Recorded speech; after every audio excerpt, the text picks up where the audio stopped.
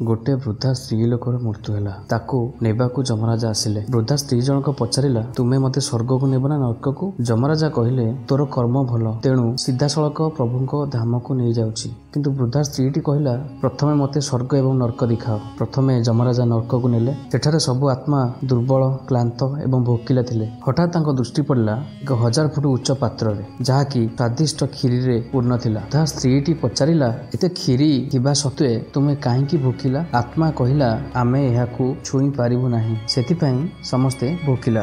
तापरे जमराजा स्वर्ग को नेले। सेठारे मध्य सेही पात्र। वृद्धा स्त्री भाबिला, एठी मध्य सब भोकिला थिबे, किंतु स्वर्गर आत्मा कहिला, आमे गछरु बड़ सीढ़ी तैयारी करिछु, सेथिरे चढ़ी उच्च पात्र को पहुंची पेट भरी खीरी खाउछु। जमराजा कहिले, देख बुढ़ी, स्वर्ग एवं नरक केवल कर्म एवं प्रयास द्वारा सृष्टि होइछि। भगवान एहाकू मनुष्य हाथ रे छाड़ी दैछंती। शिक्षा आमर कार्य एवं इच्छा शक्ति आमर स्वर्ग एवं नरक को निश्चय करथाय।